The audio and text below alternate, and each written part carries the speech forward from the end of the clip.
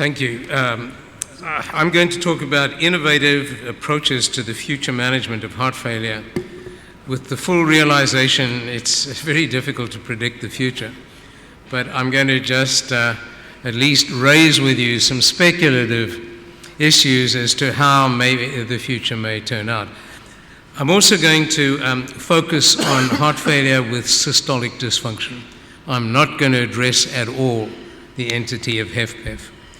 So if you look at the evolution of therapy for heart failure in the present and more recent times, it's really been improving hemodynamics, and then that shifted towards neurohormonal inhibition with ACE, ARB, beta blockers, aldosterone antagonists, and we'll talk about LCZ 696. I think what's important to emphasize down here in terms of management is that we need to titrate the drugs to the maximum tolerated doses that were used in the trials, because we have a very good body of trials. Non-pharmacologic therapies, I put a question mark next to CPAP. I think it is going to play a role in heart failure. ICD, CRT, ventricular assist devices, and cardiac transplantation. And in this regard, there's been a lot of discussion about viability. Let me just point out that the STITCH trial, which was a very good and difficult trial to do, really the use of CRT and ICDs was way below what it is now, which again emphasizes that all trials become a little obsolete by the time they're published if they take a couple of years to complete. So the future, and what I'm going to concentrate on, is on unraveling the molecular genetic web, the identification of new therapeutic targets in the sarcomere, the signaling mechanisms, calcium transport, and energetics, the role of pharmacogenomic profiling, and then obviously I've put there with a big question mark, stem cells, gene therapy, advances in transplantation, the artificial heart, and long-term biomarker and hemodynamic monitoring. So these are the four areas I'm going to concentrate on, beginning right here with new pharmacologic approaches. Now, what is the rationale for the use of the natriuretic peptides to prevent LV remodeling? After all, BNP levels are already elevated in heart failure.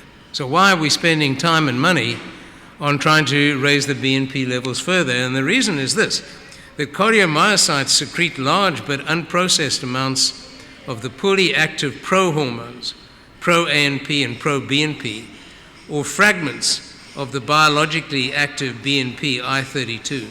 So the BNP we measure diagnostically is not the same BNP that we want to use therapeutically. So future approaches are going to focus on augmentation of atrial natriuretic peptides and BNP signaling, neprilysin inhibition, we already have that.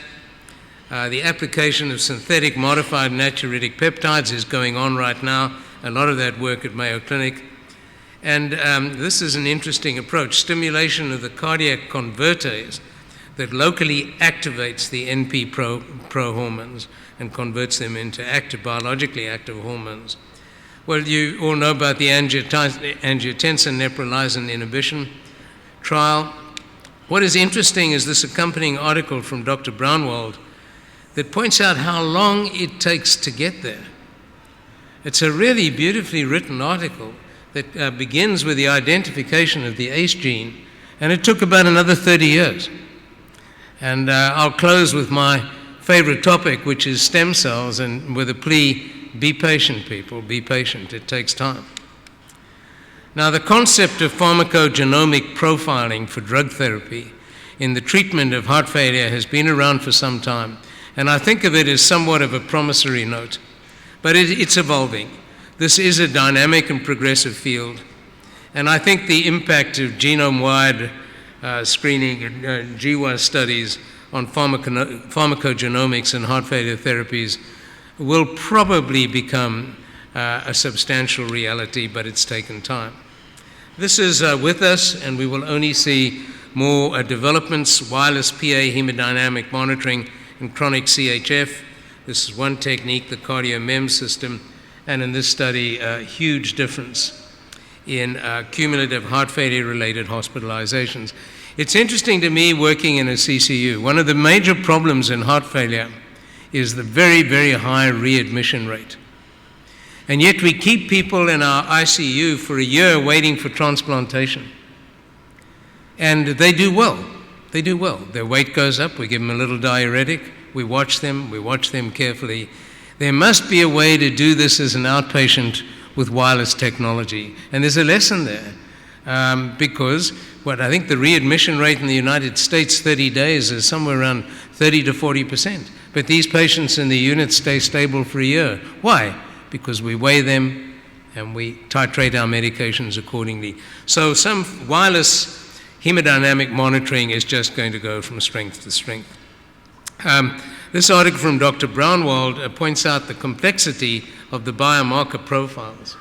There are many, many biomarkers. The key is going to be what is the incremental amount of information provided. Not does a marker of stress or myocardial stretch or myocyte injury, not whether it correlates with prognosis, but does it correlate with prognosis over and above what we already know? And that's the challenge for the whole biomarker field. Now to go to the more complex area, unraveling the molecular web, the molecular mechanisms of contractile function, calcium signaling, myocardial energetics, and microRNAs. Now this is a very detailed diagram, and I show this from a review by Mudd and David Cass at Hopkins. This really illustrates the sort of elegance, the sophistication, and the incredible complexity of the cardiomyocyte signaling pathways that transduce stresses like catecholamines, free oxygen radical species, into the development of left ventricular hypertrophy and ultimately a myocyte function. It's an incredibly complex process. Now, in the next few slides, I don't want you to concentrate at all on the detail, but I just want to emphasize the sheer breadth of targets and interactions. If you look at this, calcineurin and NFAT, activation of a hypertrophic genetic program. These are mediators of left ventricular hypertrophy, PKD, MAPKs, and CAMK2. Here, GSK3 beta FOXO, negative modulations of LVH. And out here, PKG, multiple functions activation by PDE5 inhibitors. And then as we get down to the HDACs, we're now getting down the final common pathway, and activation of these has both protective and pathophysiological effects of cardiac remodeling, and then the microRNAs, which are regulators of gene transcription and translation. And they may play a critical role in hypertrophy, arrhythmogenesis, and calcium handling. And I think I'll come back to this in a moment, but this is an area of enormous interest because one microRNA can suppress anywhere from 20 to 200 genes. Now, calcium cycling in the normal heart, again, is a very complex process, and there are two real key aspects of it. The calcium uptake pump, the SR circuit calcium 2 pump, which is inhibited by phospholamban, which when phosphorylated, it activates the pump. And what this calcium pump does is really pump calcium into the sarcoplasmic reticulum, and it plays a fundamental role in relaxation, and maybe in HFpEF. The release of calcium through the cardiac ryanodine receptors of calcium into the cytoplasm governs contraction. And obviously this is a simplified diagram, but there are a number of factors that work on the calcium pump that are critical to excitation-contraction coupling. And this led to the CUPID trial, which was the first trial of gene therapy. The observation that a deficiency of an enzyme called sarcoplasmic reticulum calcium ATPase, or SERCA2A, is linked to the progression of heart failure, and that correcting this abnormality by gene transfer may improve cardiac function. Now, this led to the first CUPID-1 trial with an adenovirus directed at this, and it was a small trial that was positive.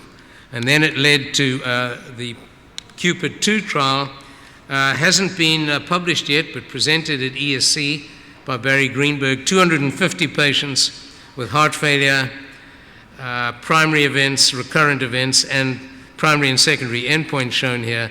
Unfortunately, it was completely neutral.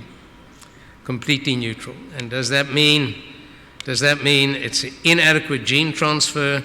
Is it the wrong dose? Is it the wrong agent? Is it the wrong target? And we're back to square one, but a very, very attractive target because circuit 2A really, in a way, is the key to excitation, contraction, coupling, and both contraction and relaxation. Let me come back here.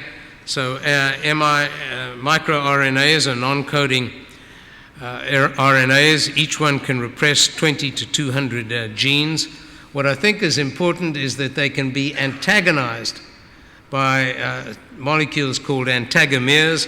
Here are two papers in Nature, and one of them, inhibition of microRNA 25, improves cardiac contractility in the failing heart. This is again in the future, but there's a lot of work going on with the microRNAs and a lot of interest. A new drug, omecamtiv mecarbil, is an interesting drug. It is a cardiac myosin activator.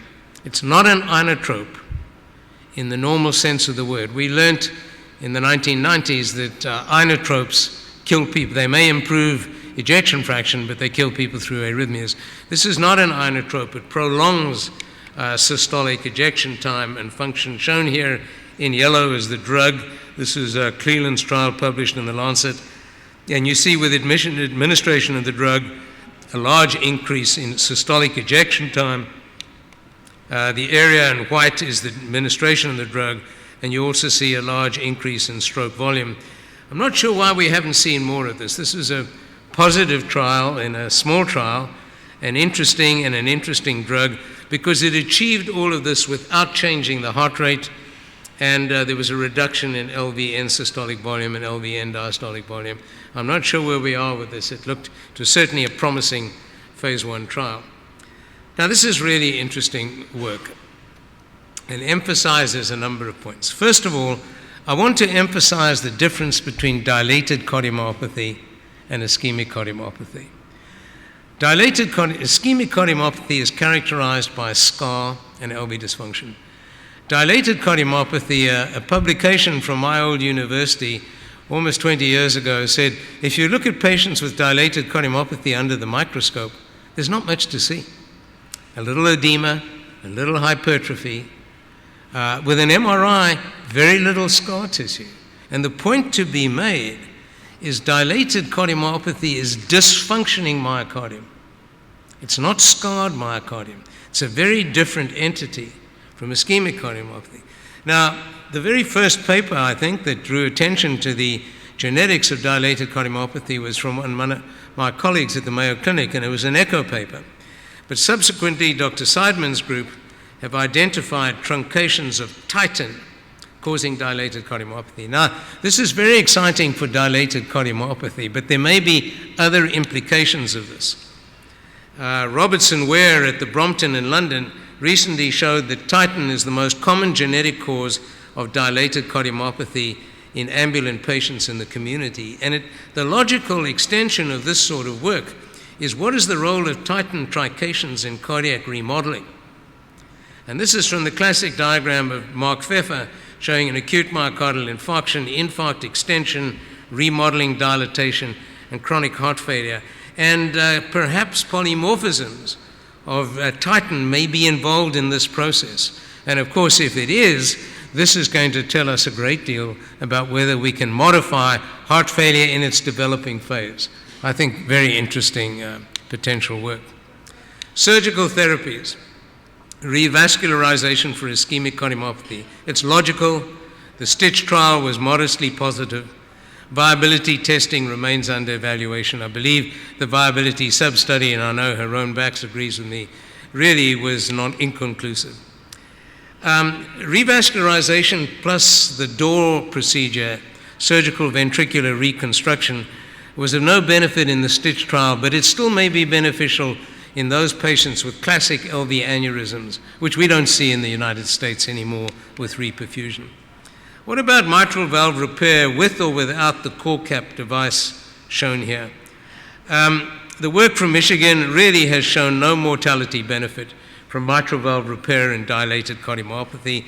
There is improved remodeling. The issue of mitral valve repair versus replacement is still subject of ongoing trials, both surgical and percutaneous.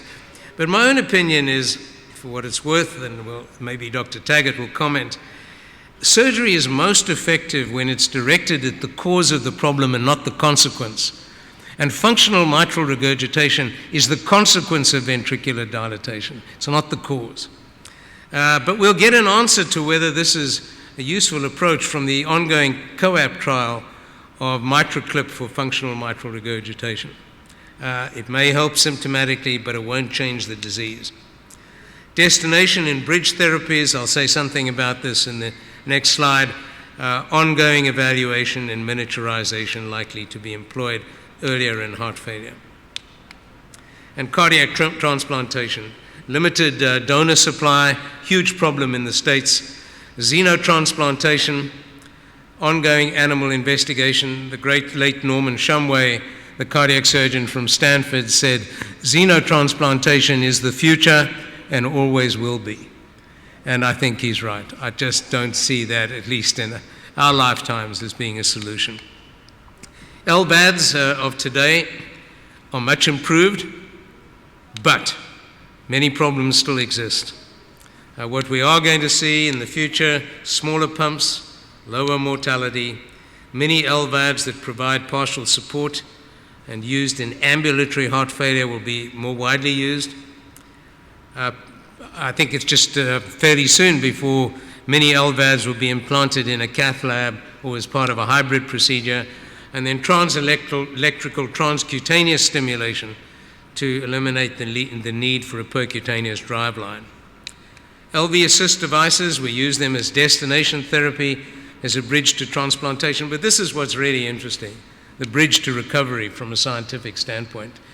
It's a minority, but about, I think maybe 5 to 10% of patients who have had an LVAD implanted, the device has subsequently been explanted.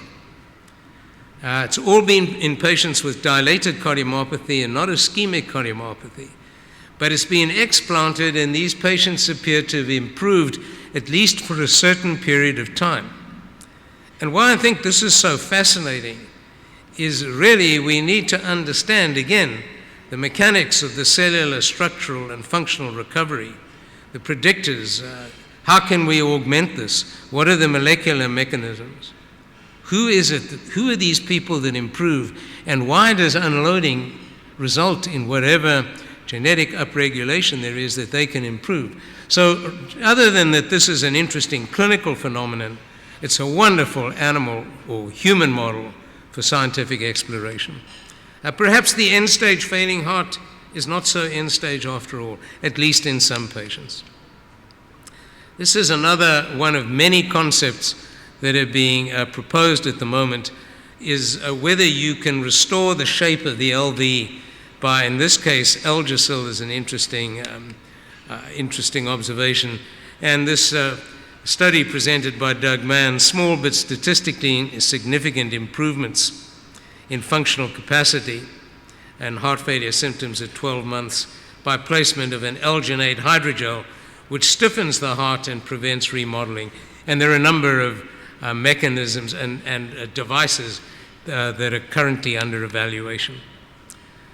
So let's close with stem cells. And cardiac cell repair is a topic of great interest to me, but we really are at a crossroads. On one hand, is this the end of the beginning or the beginning of the end, as Winston Churchill said? And I made the mistake of speaking at a big stem cell meeting, and I got my words mixed up. And I said we're at the beginning of the end, which didn't go down well, since everybody in the audience, that was their career, was stem cells. I meant to say it was the end of the beginning. But here are the problems and the reasons for optimism. Causes for cautious optimism are, there's ongoing basic research on multiple fronts and in many countries. But somehow it's been lost in clinical translation. We haven't got our message across. But the progress and the scientific basis of knowledge of cell repair therapy is growing at a huge rate. Clinical trial results have shown safety, but the benefits have been modest. The trends have been in the right direction, and clinical trial design has improved. But here are the concerns. The benefits are modest, the trials are neutral, and maybe it was our fault in the stem cell community that the expectations of the public were completely unrealistic, and perhaps of physicians too. And now when you raise the expectations and you come out with neutral results, there's an overreaction. And there clearly has been, I think. In the scientific community in the United States, there are real concerns over the extent of stem cell research funding. The state of California, which is in a financial crisis, I think raised $2 to $3 billion under Arnold Schwarzenegger for stem cell research. If you go to Stanford, you look at every building, it's a stem cell research building. And I've said to them, what's going to happen if this doesn't work? And they said, well, we will change the name of the building. But in the scientific community, this is true. I mean, scientists are saying, well, you've had all the money, what have you come up with? And why doesn't some of it come to us? So this is something we need to address. And then I'm afraid there are legitimate concerns about scientific credibility. Some are justified. There have been some well-proven cases of scientific fraud that have hurt everybody. Some of the accusations are completely unjustified, including a recent British medical journal that I think was article that was totally irresponsible in terms of errors in some of the stem cell trials. The field of stem cell research is active, robust, international, and encompasses both bench and bedside. I don't expect you to read in detail, but there are at least 39 trials ongoing in ischemic and non-ischemic cardiomyopathy, phases 1, 2, and 3. I'm a PI of one of the trials, as is William Wines in Europe, on a particular stem cell that has been developed at the Mayo Clinic called the guided stem cell. The different cell sources, different cell types, and different methods of delivery, all the subject of ongoing trials. My conclusions are that allogeneic cells are likely to be the predominant cell type. You see, when we take cells from a patient's bone marrow, we're taking sick cells from a sick patient and transplanting them back. We're going to have to take cells and grow them from healthy patients. Evidence for the paracrine hypothesis is strengthening. It is not that these cells replicate and become myocytes, but they elaborate other substances that are beneficial. It may be that in the end we will grow the cells, and what we'll administer to the patient are not cells, but the supernatant, or whatever it is that the cells elaborate. Blinding is essential. We learned that with Simplicity Hypertension 3. It's essential in these trials. We have to have a sham procedure. But make no mistake, if we had a pivotal trial that demonstrated a 10% change in ejection fraction, it will change clinical practice. Do you know what the change in ejection fraction was with streptokinase in the GC1 trial? 2%. So we'll see. Resident cardiac stem cells, as developed by Dr. Marban, and guided mesenchymal stem cells, as developed at the Mayo Clinic, are promising. We need larger trials, and we're also going to have to focus on strategies, not just the cell, but ways of making the environment, the cardiac environment, less hostile to the cell so that they can survive and proliferate. My last slide is this, and it brings us back to earth. A very nice study of 5,000 patients and the contribution of major lifestyle risk factors for incident heart failure in older adults. The independent predictors of reduced incident heart failure in the cardiovascular health study were physical activity, modest alcohol intake, BMI less than 30, non-smoker. Interestingly enough, dietary patterns didn't matter, providing the BMI was within normal limits and the patient was a non-smoker.